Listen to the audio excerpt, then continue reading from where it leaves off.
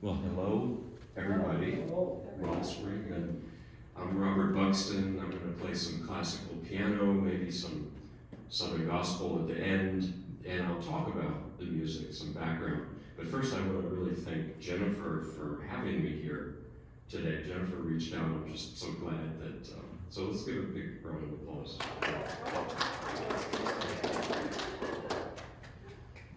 So, well, what I'm going to do is talk about the music, and I'll start with a story, which is that during the pandemic, I watched a documentary which is on YouTube. It's called The Art of Violin.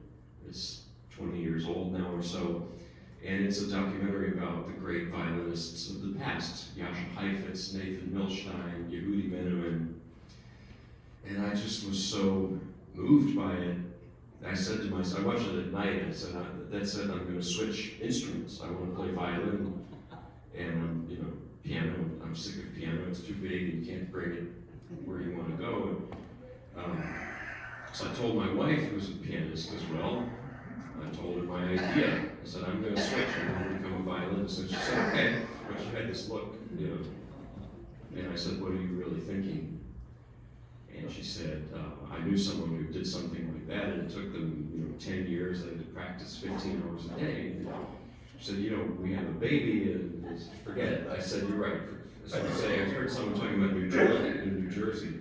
I grew up there also, so in New Jersey we would say, forget about it. So forget about it. So plan B was to learn this repertoire, this violin music arranged for the piano.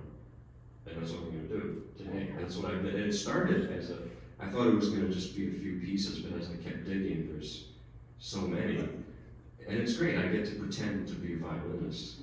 And but arrangement or transcription, classical piano is this great sort of subgenre, subset of the repertoire. And there's some, like today, some Franz Liszt arrangements or Rachmaninoff or and some pianists don't like to play them. They say it's not pure, but I don't see much difference between this and between reading a book written in one language and translated into another. It's the same thing. And a good translation is not verbatim. It's not Google Translate. Sometimes it is, but usually it's the translator is a good writer themselves, and so they make it their own. They make it work in the new medium, the new language. So what you're going to hear is they're different from the originals. They're piano pieces, but they're reimagined violin pieces. So I'm going to start, ironically, saying all that. This is not really a violin piece. I'm going to start with a folk song from Japan. It's called the Song of the Seashore. People often play it on the violin, and the composer Narita Tamezo was a violinist, so that fits with it. Especially appropriate now because of what's going on in Japan. There was a big earthquakes and tsunamis, and just reminds us that the sea in Japan is not only a source of beauty and, well, food, if you like seafood, but it's also a threat, and it's just part of the life there. So, anyway, this is the text, which I'm not going to sing because you don't want to hear it, it's bad. But the text is a man walking along the seashore thinking about the past, nostalgia, and all that. And it's a very beautiful melody. It's a mellow piece. I thought I'd start with it. So here we go.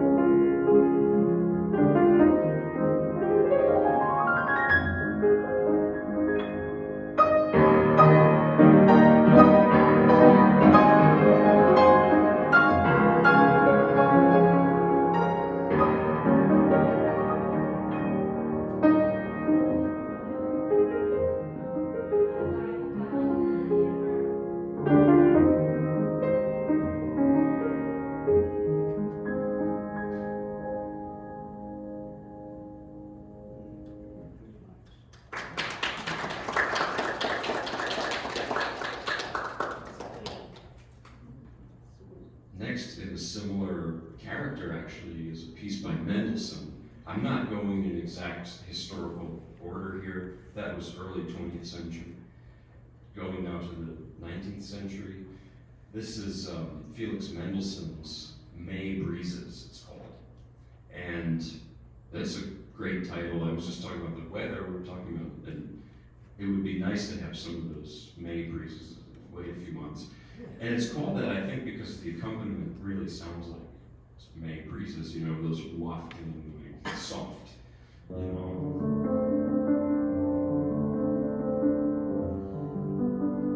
like that. And I read somewhere that Mendelssohn was the first of the Romantics to sort of paint images in his music. That's a description, it's not very clear, but it's an interesting idea, you know. Mendelssohn, born in 1809, sadly did not reach 40, like Mozart and Schubert as well, they didn't. And he was a big-time child prodigy. I had a teacher who said Mendelssohn was more Mozartian than Mozart himself, which means that Mozart, and I love Mozart so much, but his dad helped a lot with the early compositions. But with Mendelssohn, it's as if he was just born and started writing, you know. He just had his voice from a very early age. And what I love about Mendelssohn, most of all, is I think I feel he was a good person. I feel he was very honest. And it's as if he's wearing his heart on his sleeve in his music. You'll see what I mean. It's like he's just talking to you. And there's no extra, nonsense. Or he's very honest. This piece is originally a piano piece from the Songs Without Words, but you normally hear it on the violin in an arrangement by Fritz Kreisler. So that's what's in the back of my head when I'm playing it, is the violin version. So here it is, May Breezes by Felix Mendelssohn.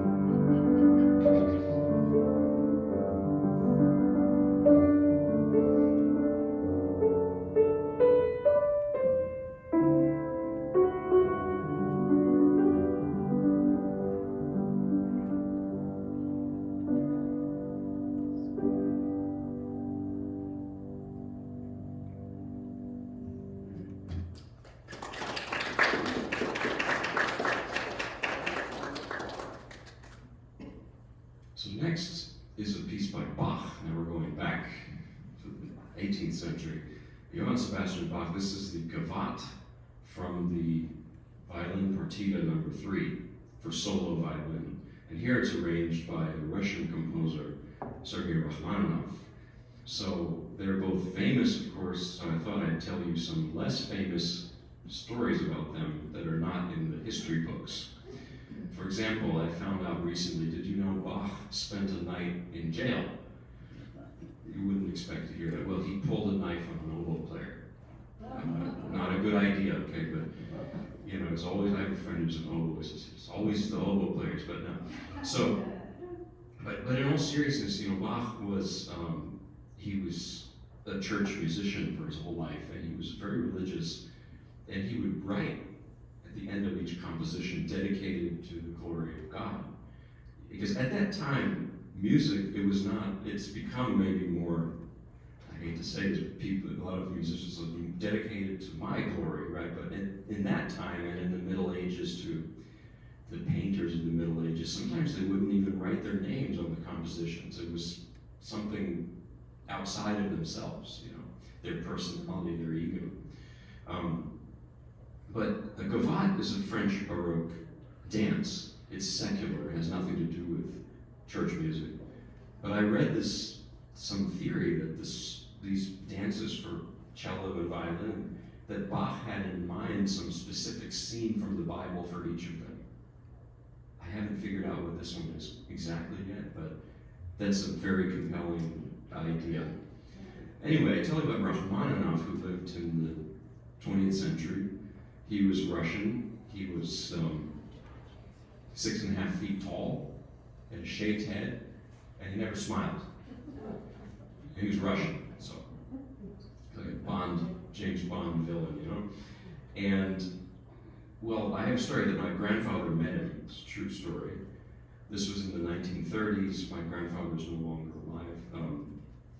But my grandfather, Sam Buxton, was a usher at a concert series up in Richmond, Virginia. And the boss said not to let anyone through the back doors there. So my grandfather was standing guard. Well, somebody tried to open the doors, so my grandfather pushed back, and there was a struggle. But then, boom, the door was kicked open, and it was Rachmaninoff, 6.5 foot tall Rachmaninoff. And he spoke to my grandfather. You know what he said? He said, "Get out of my way." So I tell people I have this personal connection to Rachmaninoff. He spoke to my grandfather, you know. But this piece, what happens is that it starts closer to the Bach original, and it gradually morphs into Rachmaninoff. I'll show you what I mean. In the beginning, it's like close to the, but by the end, it's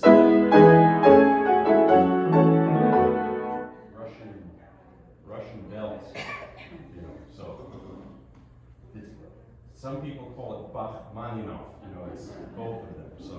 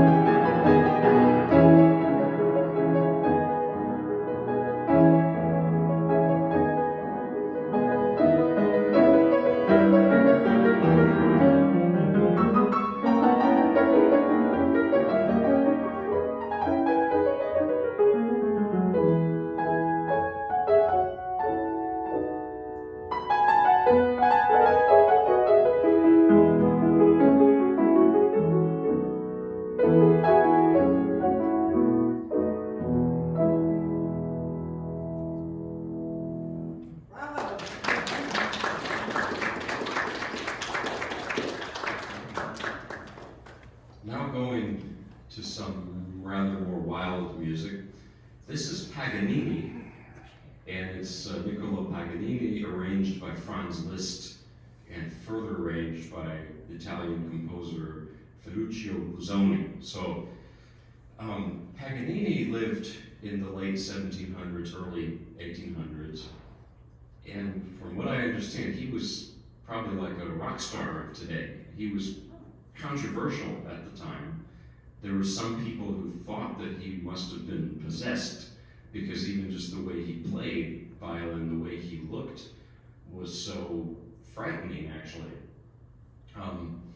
Paganini also, his musical style was a big inspiration for the Romantics because it wasn't really rooted in much tradition. It was just his own thing out of nowhere. And one of my favorite violinists, Ivry Gidlis, he called Paganini the Big Bang in music because that way of playing and what he wrote, it just changed music and changed the face. There are a lot of composers who did that. You know, Beethoven was another at that time. Much later, it was Stravinsky in the 20th century. So, and Paganini, you know, Liszt heard Paganini. Liszt was in his 20s, living in Paris, at a time when Franz Liszt was kind of stuck in his life. He was didn't know where he was going. He was kind of depressed. He heard Paganini, and that was that. I mean, he locked himself in a room to practice while reading great literature at the same time. That's another topic for another day. And he emerged in a few years as the Franz Liszt that we remember. And the first thing he did at that time was to arrange Paganini's music for the piano, to translate, to channel that virtuosity that Paganini did on the violin to the piano. So the first one I'm going to do, I'm not going to play all the arrangements, of course, slowly working my way through all of them. But this one's called La Chasse, which means the hunt, and it's from the 24 solo violin caprices by Paganini. It's called the hunt because it's imitating the sound of hunting horn calls. Because at that time they used French horns, a predecessor of the French horn, in hunting. I should probably read more about this, but I have a few thoughts on why. One is they needed to know where the other hunters were, so they didn't have cell phones back then, in the 18th century, 19th century. Another is that, and I'm not a hunter, but if anyone is, would maybe French horns attract certain animals? I don't know. I guess you couldn't just walk into Walmart and buy a duck whistle at that time, so they used brass instruments. And a lot of classical music borrows that idea. It can also have a very royal connotation to it. There's a Mozart sonata in F major that uses that. If you're familiar with this sonata,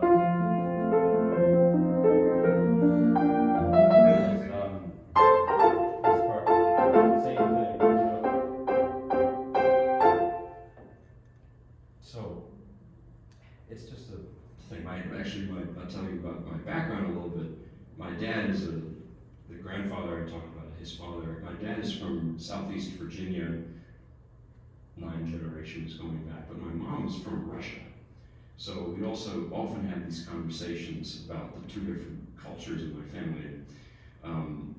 I was telling my dad about this piece, and he was saying, well, how to make sense of it, and he said, oh yeah, well, you know, hunting is where I grew up, was hunting, so he sort of made that connection between the South, the American South, and anyway, so this is La Chasse, or The Hunt, by Paganini, arranged by Franz Liszt and Busoni.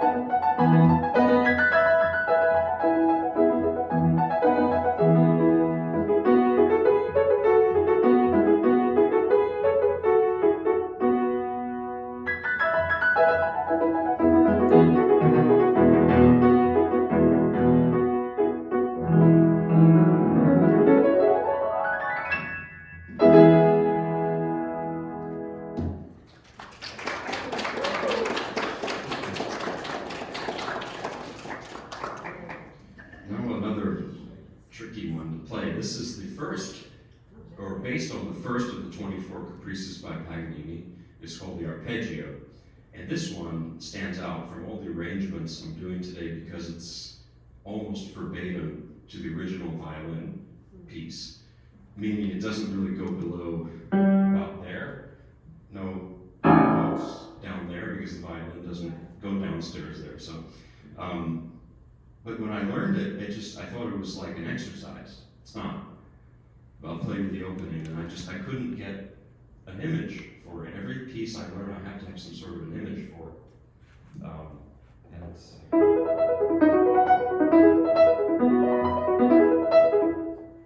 goes like that. It's a clearly, a ricochet technique on the violin. In other words, the bow goes like that, it bounces.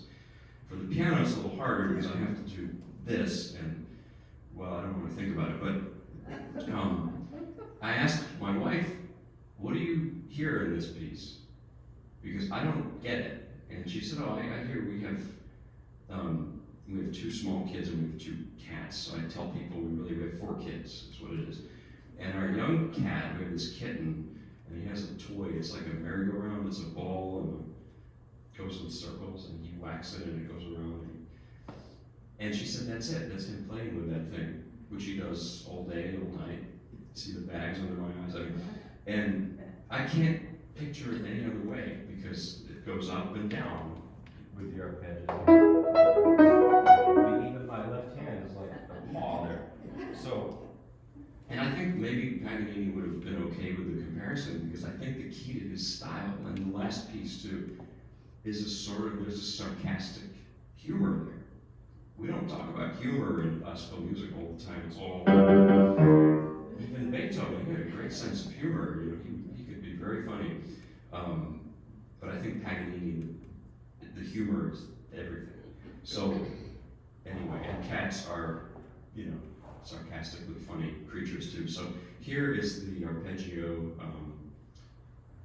caprice. It's the study of Liszt based on the Paganini. So here it is.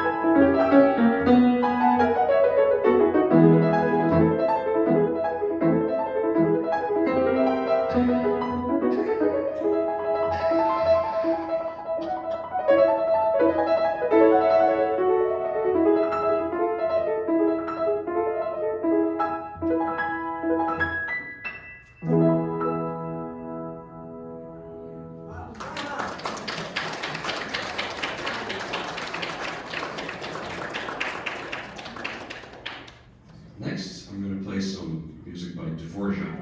It's one of my favorite composers. Dvorak, I didn't know these people personally until I met, but what I believe, Dvorak was very different from Paganini and from Liszt.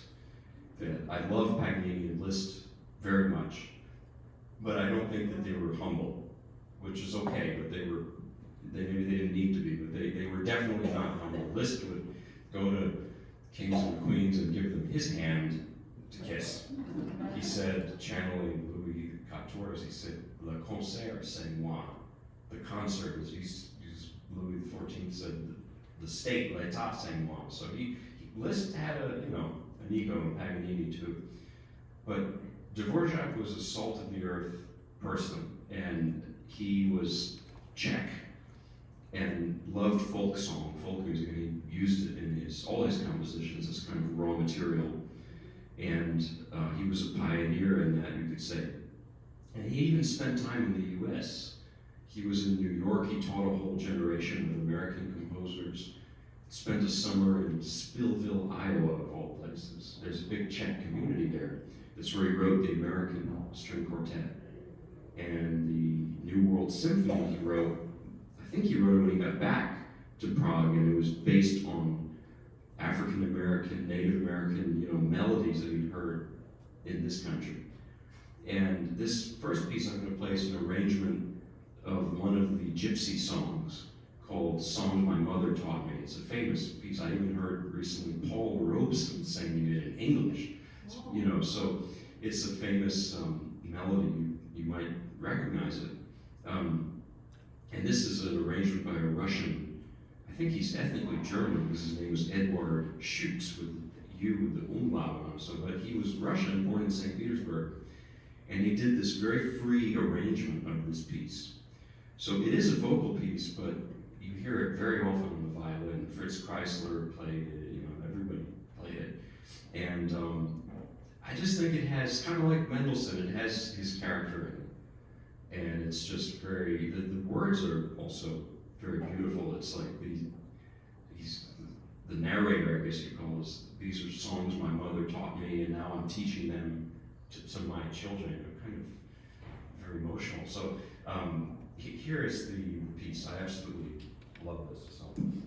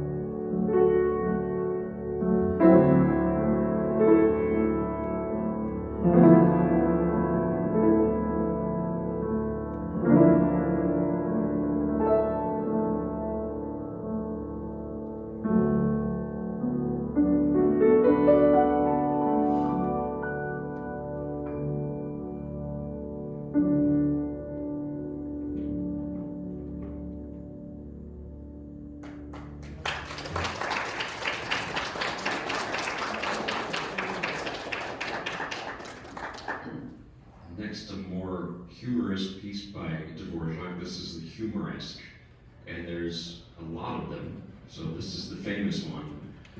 And oddly, I didn't know that they were originally for the piano, because I never hear it on piano. You hear it on violin all the time.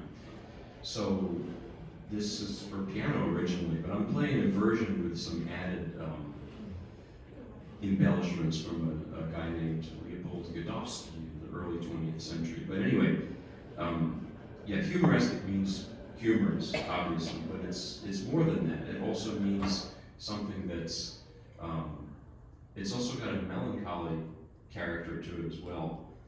And I think of Charlie Chaplin in this. I had a teacher who talked to Charlie Chaplin a lot. He said, you know, Charlie Chaplin movies, they're like great music.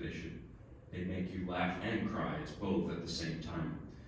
And I think that's interesting. This piece maybe can do that for me. So, yeah, Humoresque by Dvorak. It's got this quirky humor, but also nostalgic, feelings as well. I think, by the way, I forgot. Somebody, maybe Tom Lehrer or somebody like that, put some words to this, slightly off color. I don't even know the words, so I wouldn't be able, but I just heard about it somewhere. It's kind of funny. Here it is.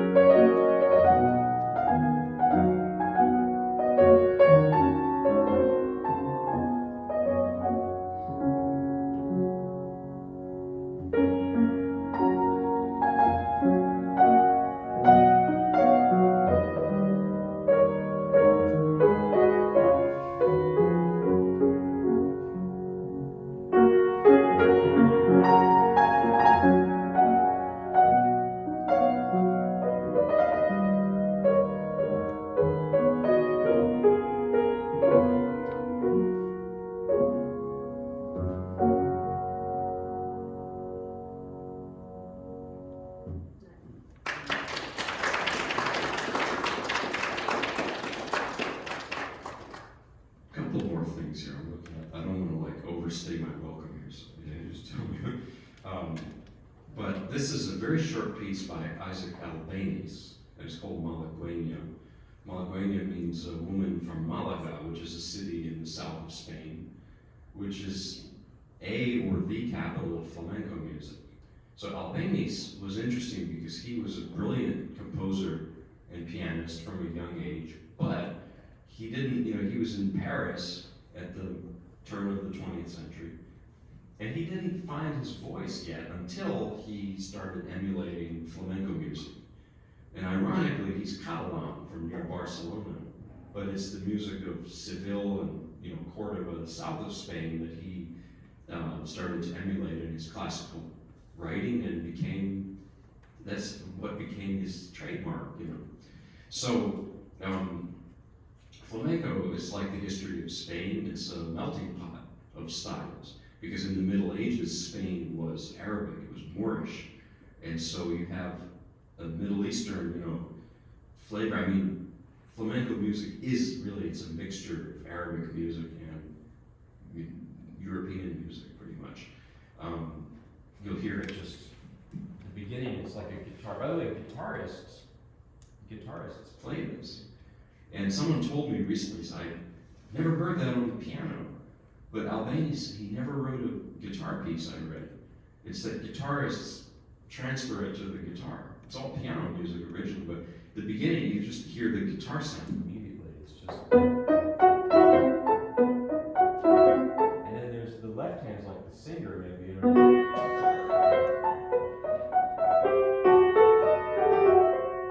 That kind of languid melody, it's very common in a lot of Middle Eastern Arabic music. In the middle of this piece, for example, there's this melody here, like improvised. That's just, would fit in Middle Eastern music. So anyway, here is the Malagueña by Isaac Albéniz. Taste of Spain.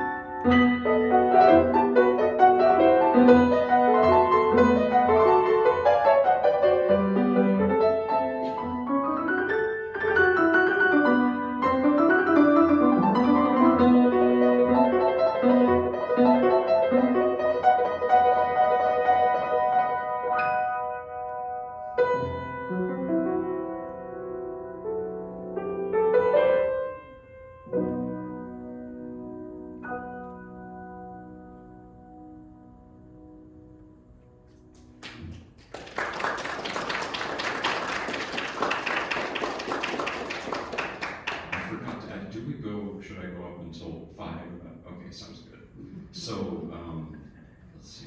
Okay, now I'm going to play this will be my last classical, then maybe a little gospel improv at the end.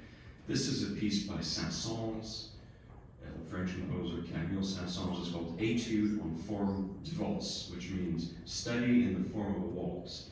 In the New Jersey parlance, we call it that's where I'm from originally. We call it it's a sort of a waltz, and it's a sort of a not a waltz. That's how I would call it. So, now, Saint-Saëns he was brilliant from an early age. He was not only a musician, he was an archaeologist, mathematician.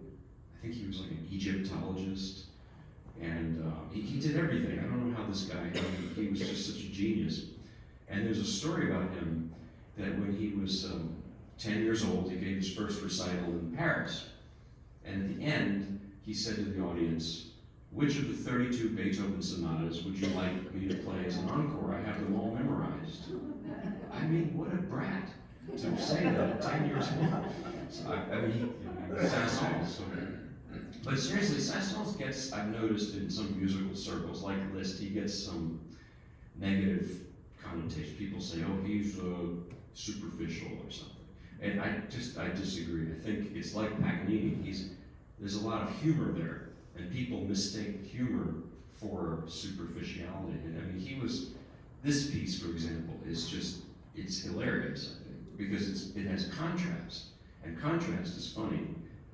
Awkward contrast, because you have a moment here It's almost tender, like. And then out of the blue, you have something like that.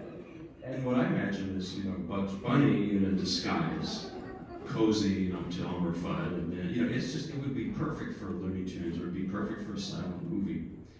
And it's got a humor to it. So here it is, the Saint-Saëns, really crazy piece, by the way. Etude on Forme de Waltz.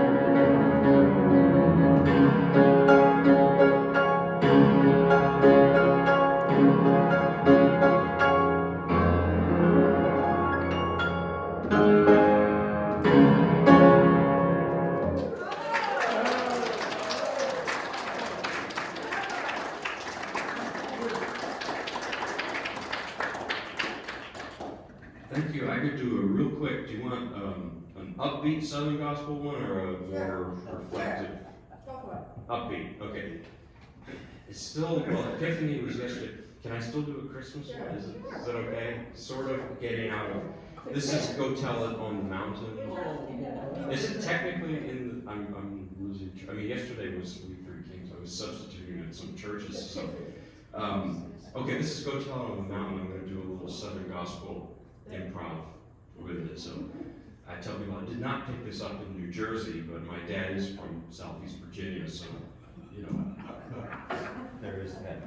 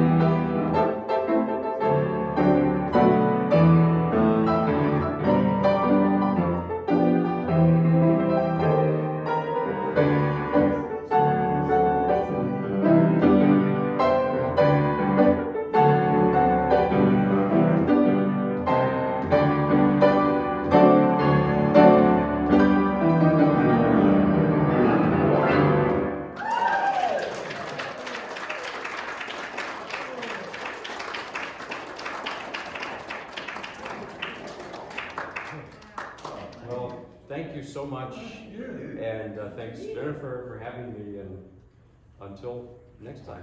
Thank you. Wonderful. Thank you.